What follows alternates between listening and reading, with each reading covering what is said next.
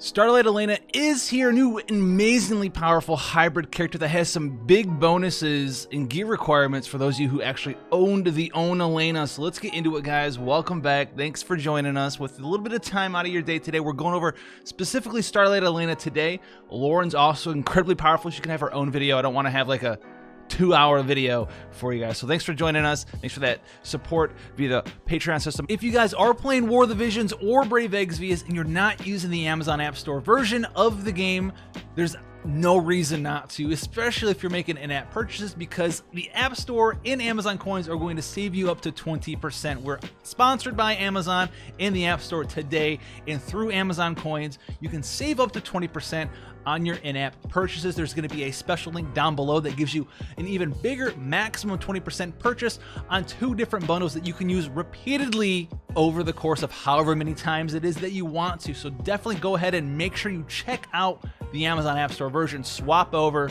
If you're buying anything in-app, there's no reason not to save up to 20% on your valuable real-world money. So go ahead and check that out. Thank you once again for that sponsorship, and let's get into the content, as well as the YouTube content creator membership system as well. So let's get into it for you guys here. Starlight Elena, how good is she going to be? We're going to give you the full breakdown on her kit, and then we're going to give you my opinion on it afterwards. So let's go in here. TMR, Estrella Aurora, one-handed sword, hybrid sword, 140 attack, 120 magic, so not the highest raw stats on it, but if you equip it to Elena, you do get the ability of Estrella's Favor, which is 50% true dual wield attack and 50% true dual wield magic for you there. So that's a very, very, very powerful, very strong starting weapon, especially if you don't have the ability to gain true dual wield attack and magic from maybe some Super Trust Master rewards. If you get hands on 1 or 2 of these, it's going to ease the gearing requirements for her normal form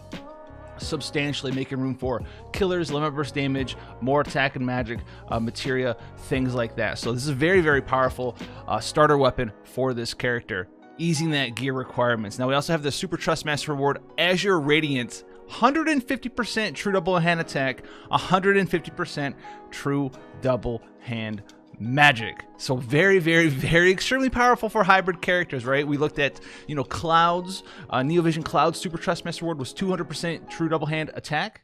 This one's 150 attack and 150 magic, so it's an extremely powerful Super Trust Master reward for hybrid characters, but you could even find it possibly of use on normal true double hand mages or normal true double hand physical damage dealers, depending on exactly how much more true double hand attack that you need on those characters. So extremely powerful stuff there for you. Now we also have the ability to take a look at her stats here. We want to touch on this real quick because she is hybrid. She has a little bit less attack and magic than a straightforward unit will have in the Neovision character slot. You can see the pots for her are 25 split between a whole bunch of different things. So a lot of like physical only units have like 50 plus 37. She's 50 plus 25.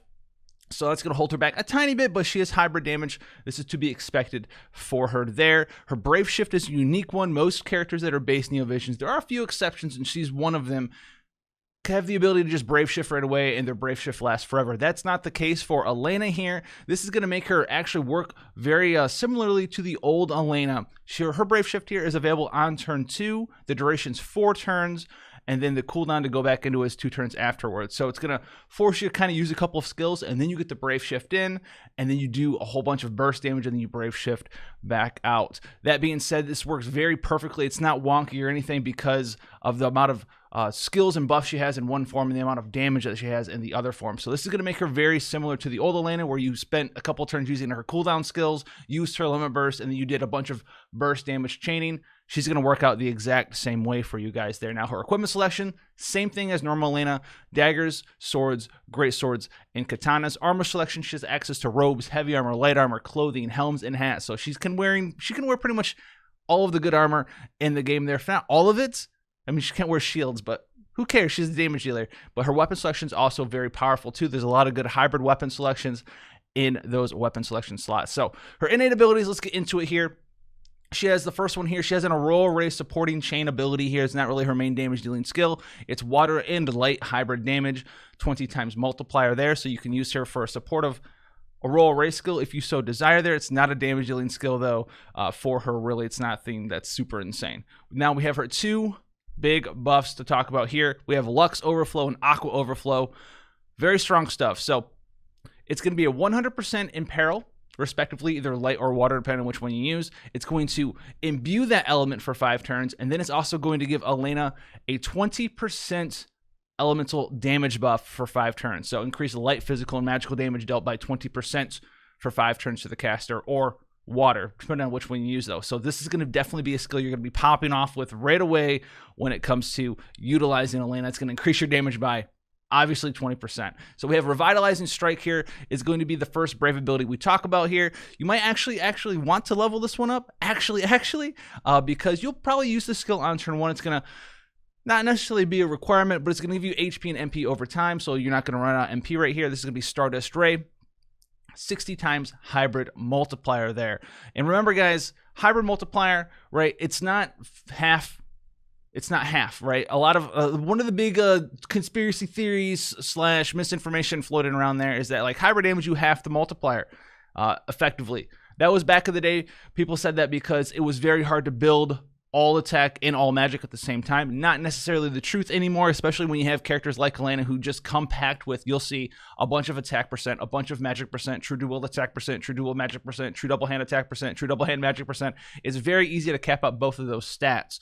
Now, that's when we're talking about enemies that are both respective, equal defense and spirit, and things like Dark Visions, that it holds more credence. It's more true there because a lot of the Dark Visions bosses, they have much more higher defense and then lower spirit, or they'll have much higher spirit and lower defense, and that's where you're going to kind of see that have the multiplier thing be a little more true, sort of. All right, so we'll get into that more if you guys want to talk about that at the end of the video, but I wanted to mention that before we had like a million comments down below of like, it's actually a 30 mod because it's hybrid. Not true. That's not what that means. All right, so let's get into Crystal Trinity here. This is going to be her triple cast, all of her skills there. Very amazing. Now we also have her next brave ability. This is going to be the main damage dealing skill for her normal form, Gemini Blade. At level 5, it is Bolting Strike. The first 8 hits are a 10 times multiplier, and then the final backloaded hit is a 50 times multiplier, and it's going to increase the multiplier of itself after you've cast it by an additional 20 for 1 turn. So when you're getting in there using, triple cast Gemini Threat or Gemini Blade, the first one's going to be like this base 60 mod, and then it's going to add 20, but because it's split up between front loaded, back loaded, it's actually a 40 times mod increase. So with just this alone, it's going to be 60, and then it's going to be 100, 100. There are other buffs to Gemini Blade in her kit, so this is going to be her main damage dealing skill. Definitely max this brave ability out. Her ability here, Stella Maris here, is going to be big cooldown skill. It's also going to be a big part of her actual rotation. Most characters have like a sort of rotation you can follow. She has one that you definitely want to follow for the first couple of turns there. And this is going to be a skill that's going to be in that rotation. 6-turn cooldown available on turn 1, 130%. 130 this time. Water and light resistance decrease for 5 turns to all enemies there. A 300% attack and magic buff for 5 turns to the caster, and this buff cannot be dispelled, and it's going to fill her limit burst gauge. That's why it's so important. You get the big buffs, you get the big imperils, and it's going to set you up for your next turn with your limit burst. We also have Polaris here, which is going to be her 110 cooldown skill. 8-turn cooldown available on turn 1. This is a little bit of utility added to her, but it's a very powerful utility skill. Removes all buffs from an enemy, so she has that perfect dispel where she leaves all your negative effects up, but you take all the positive effects from the enemy away, and then it just heals her to full and gives her 50% of her max MP back, cures all status ailments as well as all breaks. So it's really there. Obviously, you can help herself with this skill to reset herself, but it's really there for that remove all buffs from an enemy. You'll probably 9 times out of 10, if not 10 out of 10, be using it for that part of that skill there. Now we have her big Magnus / Grandis ability here. 1 use per battle, Star Supernova. 1-turn cooldown available on turn 1, but you can only use it 1 time. Great. It's going to be a 300% attack and magic buff for that turn, and then it's going to be hybrid damage, Bolting Strike. The first 8 hits will be a 24.5 times multiplier. That final hit will be a 74.5 times mod here as well. This is going to be against all enemies. Now we are going to get multiple multiplier increases when we go and take a look at her passives here. So let's check this out. We have Split Energy, Shining Guide, Radiant Energy. Let's just hit them with the sort button real quick so we can take a look at her true dual wield attack percent real quick. She has base true dual wield attack in magic percent of 100%.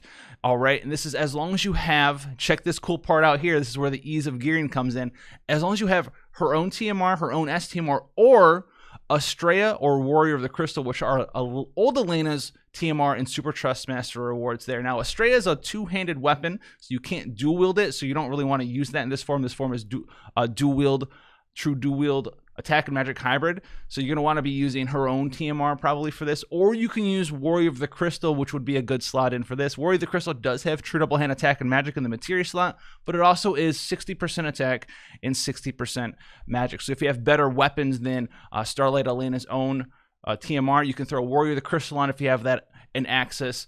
The trust ability here, Estrella's chosen here, which gives you 50% true dual attack and magic, which you definitely want, and it also increases the multipliers of all of those skills that we pretty much just talked about, the Aqualux Blade, the Gemini Blade, all up to the +4 version, as well as Revitalizing Strike and Star Supernova by 15 mod increase there. So definitely get access to this trust ability there.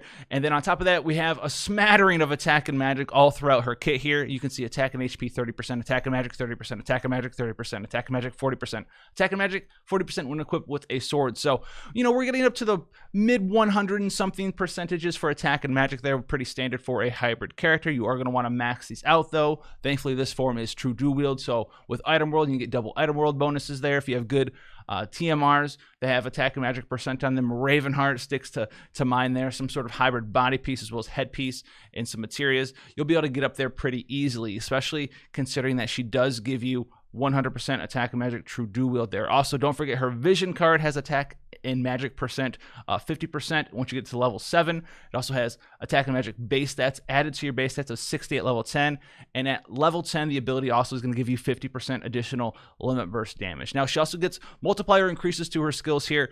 The ones that are increased by ×10 are for her normal form. The ones that are increased by ×26 are for her brave shift form here.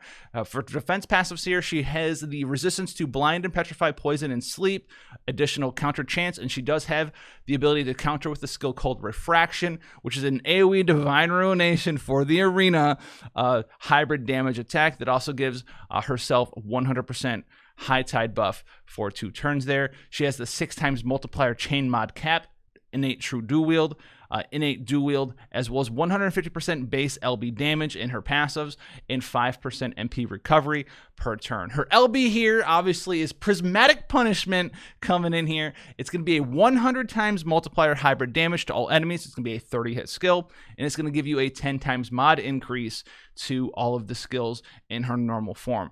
A lot of the times, guys, you're not actually going to be using Prismatic Punishment, her limit burst. You're actually going to be using her Brave Shift limit burst. We're going to get into that as we go through her Brave Shift kit here.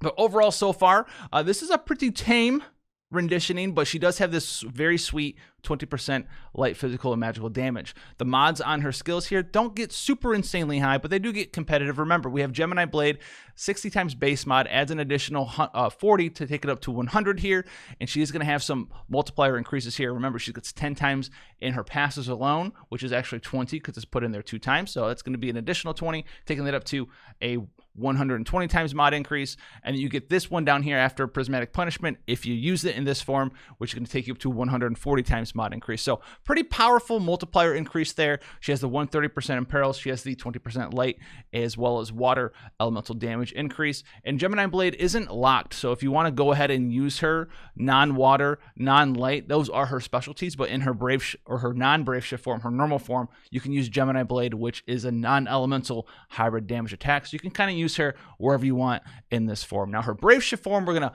brave shift on over here, and she's gonna have 2 additional brave abilities. She's gonna have Crystal Shine Bright and Crystal Purify All. These are her big damage dealing skills that don't have a cooldown. These are the ones that just cost MP, the ones that you'll be spamming a lot, and these are actually elementally locked. So Crystal Shine Bright, light hybrid damage, 95 times mod, decrease the element resistance of an enemy that you're casting it on by 100%, and it also imbues you with light for 3 turns. For some reason, it's already light, but it imbues you. I don't know why they imbue you.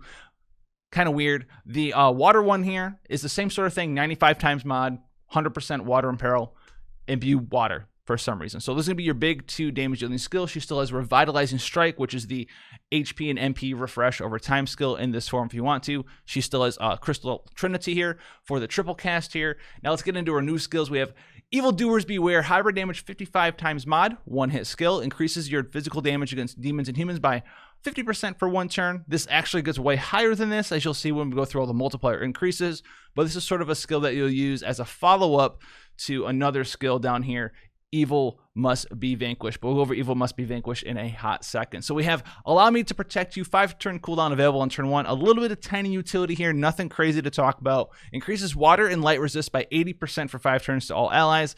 Mitigates damage taken by 30% for 5 turns to the caster, which is low general mitigation, but it also can't be dispelled. So this might help out in some situations, but a lot of the times it's not going to be that big of a deal. She also heals her HP and MP over 5 turns, so you get some nice refresh here, but still also nothing super crazy. 2000 HP and 100 MP per turn for 5 turns, so not really the greatest skill in the world. She still has access to Polaris, which is the perfect dispel, and now she has Evil Must Be Vanquished, which is a 2-turn cooldown available on turn 1, and it's going to be a 100% physical demon and human killer, which will affect all of her hybrid damage there, so don't worry about that. For 1 turn to the caster, is going to do a 120 times multiplier increase to all enemies there with a hybrid damage chain finishing skill, and it's going to increase the multiplier of Evildoers Beware by 42.5. So it's going to raise that from a 55 mod up to a 97.5 mod afterwards. So you're going to be, kind of chain capping with Evil Must Be Vanquished into Evildoers Beware if you want to keep that multiplier increase up. Or you can get the big burst damage here, which is Light Shall Bathe the World. 1 use per battle, so you can use this 1 time. 1 turn cooldown, but it's still got 1 use. It's going to increase your demon and human killer by 200% for 1 turn to the caster. It's going to give you a 300% attack and magic buff for 1 turn to the caster. It's going to be a 145 times multiplier hybrid damage chain finishing skill to all enemies there as well. So very, very high mod there, especially when you consider what we're about to go over, which is her passives here. So her passives here, we have access to a bunch of cool stuff here. Her trust ability here, remember, the trust ability is activated by her own TMR, her own super TMR, or Estrella, or Warrior of the Crystal from old Elena. It's going to give you 40% attack and magic, 100% true double hand attack, 100% true double hand magic, and a 30 times multiplier to all of those skills we just talked about, except for the HP and MP Revitalizing Strike. I almost call it Refreshing Blade, but Revitalizing Strike. That one does not get a mod increase, so you can't really use this for the big damage because this is a non-elemental skill in this in this form of Elena. But these two are still elemental locked, and those are the ones that are going to be the big damage because of this mod increase. So 30 times mod increase there. And then we also have access to grand total of 200% true double hand attack, 200% true double hand magic, as long as you have that trust ability we just talked about on. She does have 100% true dual wield attack and magic in this form, but she does not have the 6 times mod cap in her Brave Shift form. You are going to go true double hand attack and magic, true double hand hybrid. And she can wear Estrella, so if you have access to an old Elena, that's going to be a very, very, very powerful weapon for her.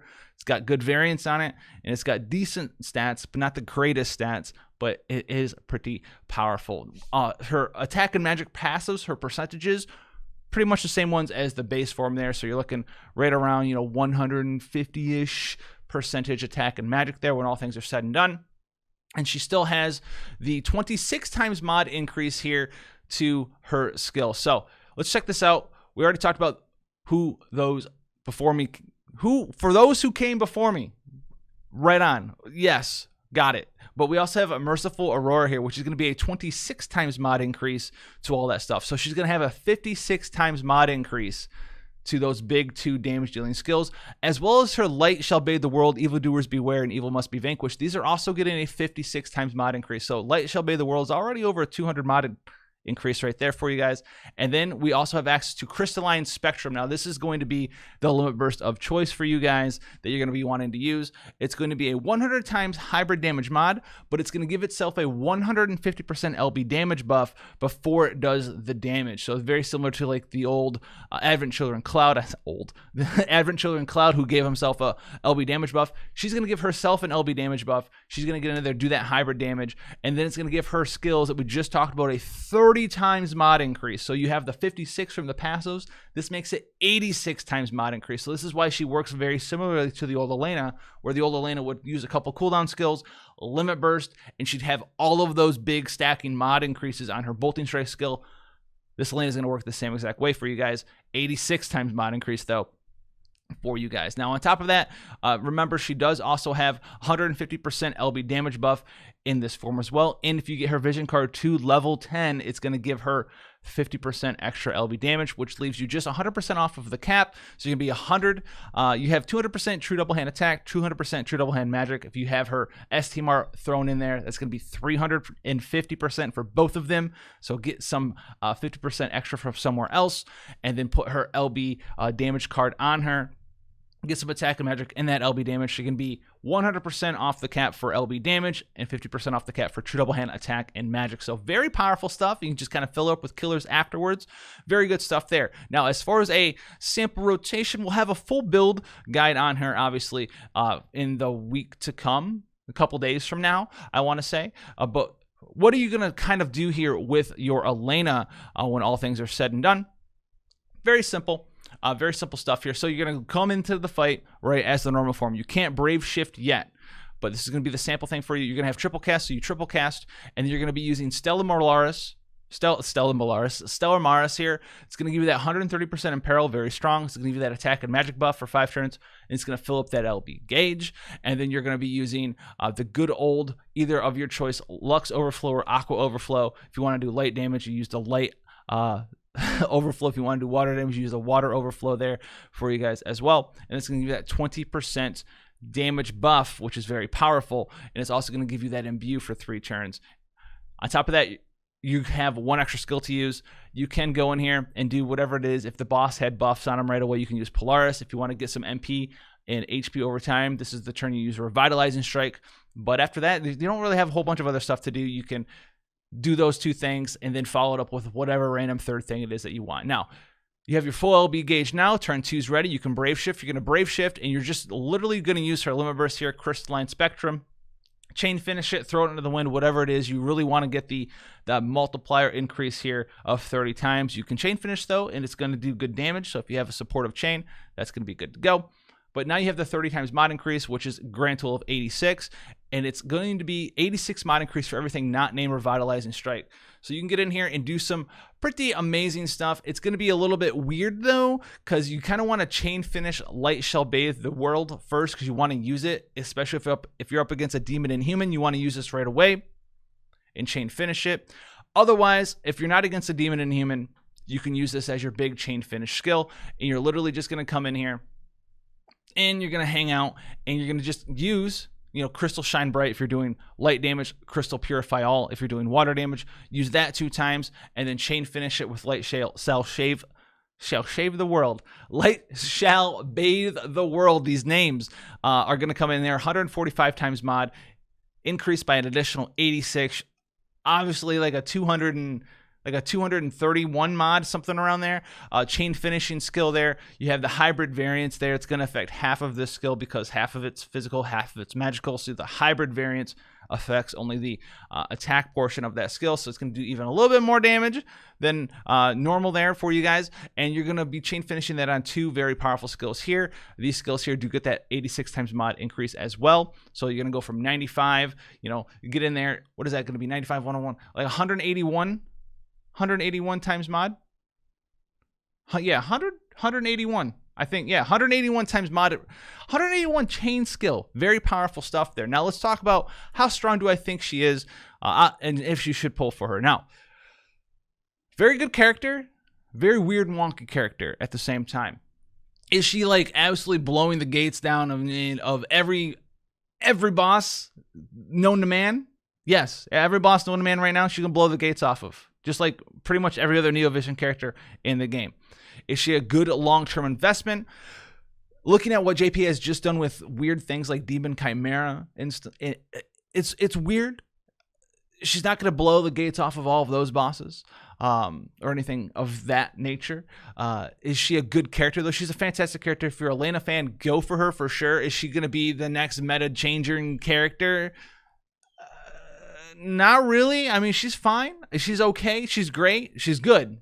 But she's not like this massive beast, right, that's going to be eternally used, because they got rid of pretty much all of her utility. She doesn't really have any like breaks or anything crazy like that. And you can do without her, definitely. I guess that's what I want to say. You can do without her.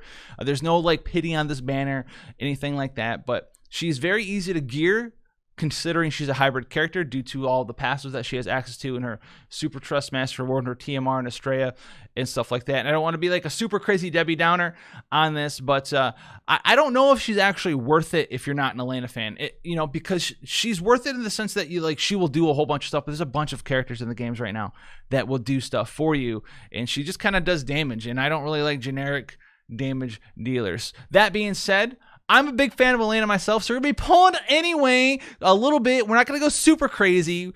We don't need to, though, because we're like the luckiest stream in the world. We'll probably get her like on a daily summon, right? That's probably what will happen. But we're going to be doing that at 7 p.m. tonight. And my Twitch channel, twitch.tv/house, links in the description for you guys there. Very cool stuff. Look forward to the guide. She's a cool character.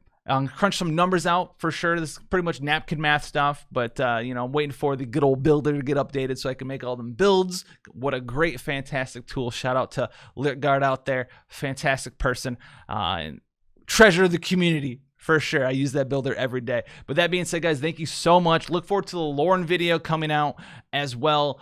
Probably tomorrow or the day after. Fantastic, fantastic character.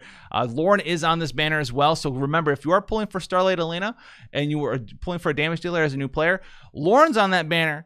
And she's an incredible, powerful Neovision Awakening character. One of the best ones, if not like the best one. I didn't even think we were going to get her right away. I'm surprised that she didn't get delayed, but she's an insanely powerful character. So look forward to that video as well. And remember, guys, if you are pulling and using Amazon coins, you might as well use Amazon coins. I have the link down there for you guys so you can save 20%. Be dumb not to do it. And thank you guys so much for coming and chilling. Until then, stay safe, and I'll see you guys in the next one. Take care, guys.